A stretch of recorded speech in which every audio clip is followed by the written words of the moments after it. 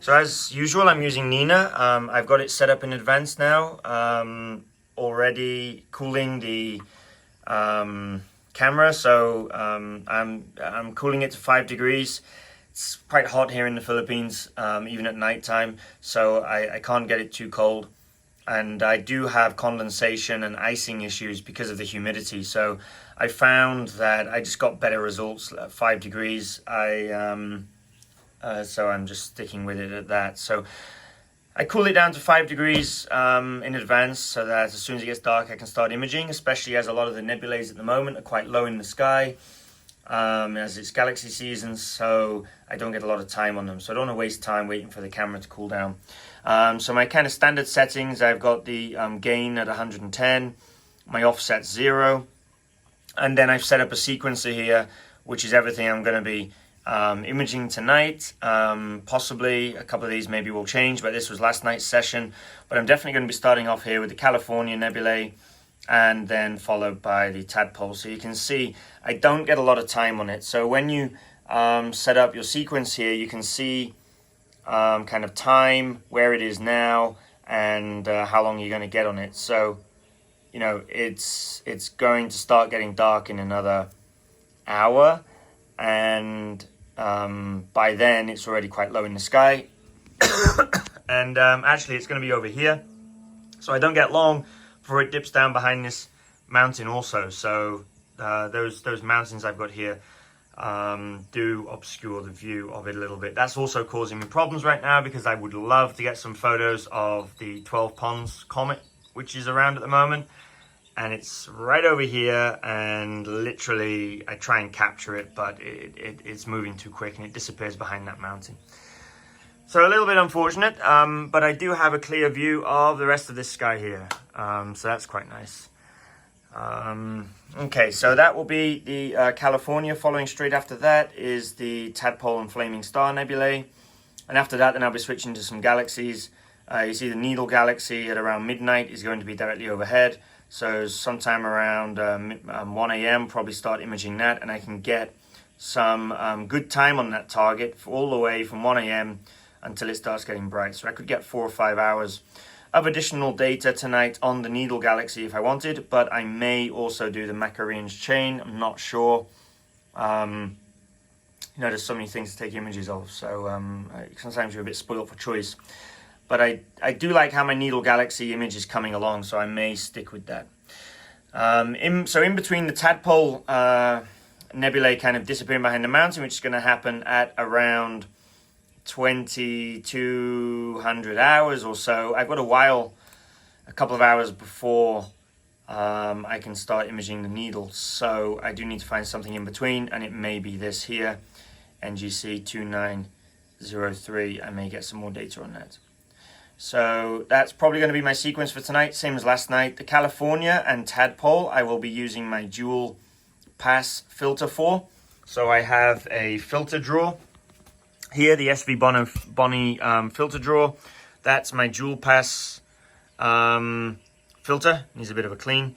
That's the dual pass filter, which I'll be using initially to do the California and Tadpoles, and then I'll be changing that out for a UV IR filter for the Galaxies. Now, need to do a little bit of research into this. I'm not sure if the Needle Galaxy has any hydrogen alpha elements, and whether it's worth maybe doing some imaging of the Needle Galaxy or NGC 2903 with the dual band filter. Maybe I'll do a little bit of research into that.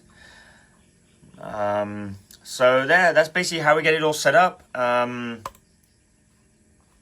So slew to target will be turned on, center target turned on, start guiding, and make sure you got that turned on for every one of these. You don't want to forget it, and basically then it will start the sequence, and in between, you know, once it's done with your 20 images here, it'll slew to the next target, center, start guiding. One problem I do have is when I have the dual band filter in, it has a problem plate solving and centering on the target.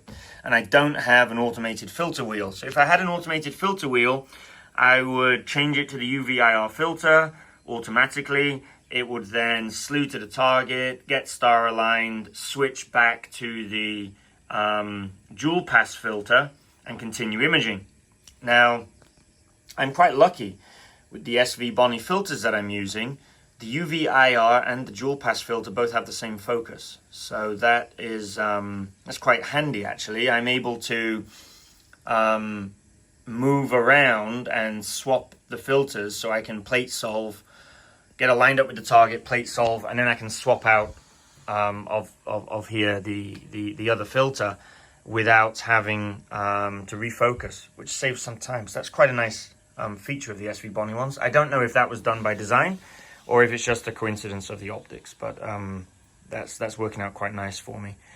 So I'm quite happy so far with everything I've got set up. The AM5 mount is working really nice for me. I'm getting quite good guiding, using SV Bonnie planetary camera on an SV Bonnie scope also for the guiding. So basically it's pretty much a full SV Bonnie setup. The camera, the filter drawer, the field flattener, the field rotator, the optical tube, my guide scope, and my guide camera is all from SV Bonnie. The filters, the only thing that I don't have from them is the mount. They don't have a tracking mount, so this is from ZWO. Now, the camera, you know, I don't have experience with other cameras, so I can't really compare it, but I would say that looking at pictures I think other people have got online, I may change camera to a ZWO.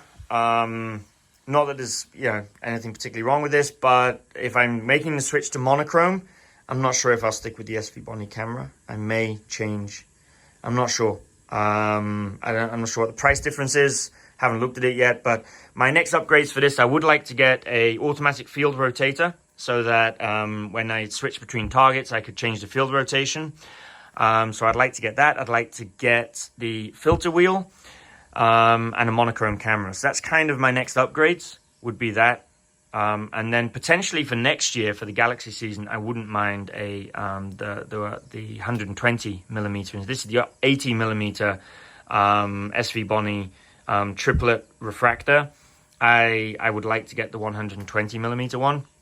Bigger aperture, allowing a little bit more light, longer focal length for some of the galaxies that I'm doing, and also some of the smaller nebulae. For example, the Medusa Head Nebulae that I've been working on is coming out quite small on my current focal length. So anyway, that's my setup. We'll just wait for it to get dark now, and then we'll do our 3-point polar alignment, which I use here built in Nina. I use the 3-point polar alignment. I need to connect my mount. Because I don't get a good view of the North Star, and so that's what I use, and it's been working quite well for me. You know, I haven't had a problem with it. My guiding is good enough. It's about 0.8 variation. My guiding's been okay. I took a little bit of time tweaking the settings, but I found that with the AM5 mount, like a half-second exposure in PhD, so more frequent small corrections seems to work well with the AM5 mount. Yeah, so now we'll just wait for it to get dark, another hour, and we'll be able to start imaging. And hopefully these clouds stay away. I do see some forming there, and that's the area I'm going to be imaging in, but I think they're going to disappear. So it's been a pretty good session so far. I've managed to, I think, finish off the California Nebula. I got another hour or so of dual band data on that. I've just quickly done an integration of that into what I already had, and I think I'm happy with that. You'll see the image at the end of this video. I've just done gathering another hour or so on the Tadpoles and Flaming Star Nebulae. So I'm going to go and process that in a moment, add that in, and see how that's looking. In the meantime, while I'm waiting for, I'm going to do some more imaging on the Lost Galaxy of Copeland, and followed by the Needle Galaxy. But those are not available right now. I didn't realize that, and they were still south, and I started slewing the telescope to it, and the scope kind of hit. I cannot slew it south from where I have it set up, and it hit the glass railing and actually damaged the cable.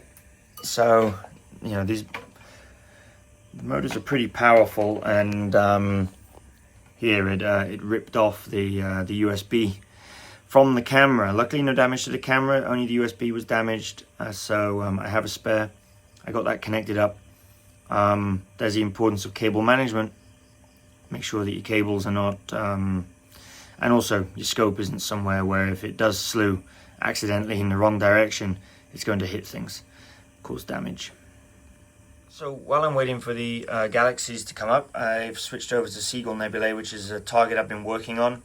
I'm getting some dual band data on this one as well now. I can probably get it for about an hour. It's already pretty low in the sky, you can see here.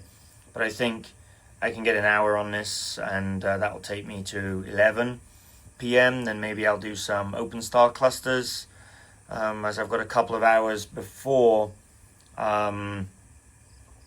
Copeland's and the needle galaxies start to become visible to me.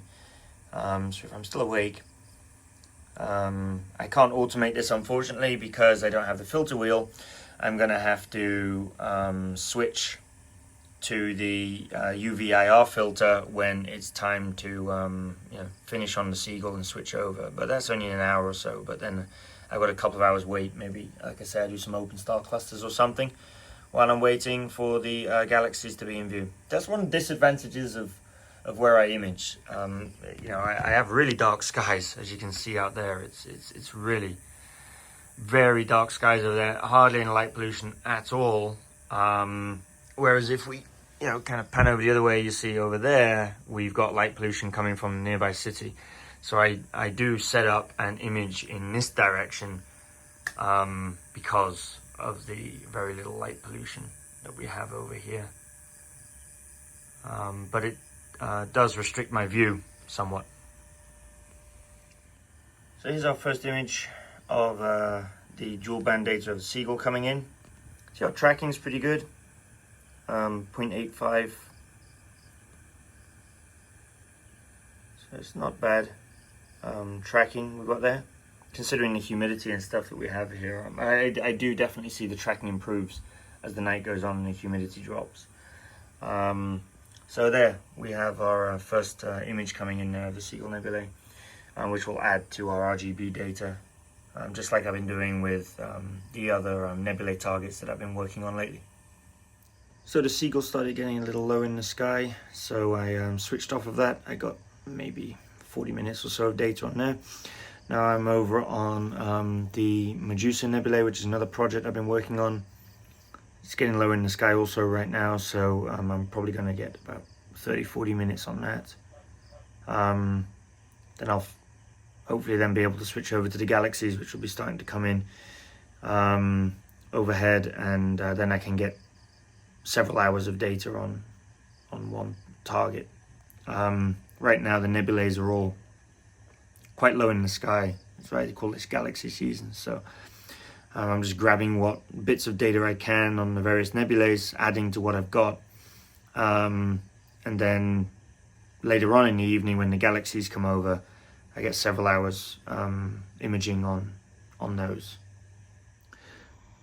So I've decided to go for NGC 3169, which I started a couple of nights ago and really don't have enough data on, so I'm going to get about another 2 hours 30 minutes on that. It's not going to be enough, I don't think, to finish the image, but we'll get 2 hours 30 on that, and then I'm going to switch over to Copeland's Lost Galaxy, which I also started a couple of nights ago and need some more data, and I'll get around 3 hours or so on that. Then it'll be sunrise. So I've got Nina now set up, as I don't need to do any more filter changes, and all of these are all going to be at the same rotation, so I don't need to make any more manual adjustments. It's just gone midnight, and now I can leave this going and wake up in the morning and see what we've got. But I'm not actually going to go to bed right away. I'm going to go and take a look and process the data I've been capturing on the nebulas earlier this evening.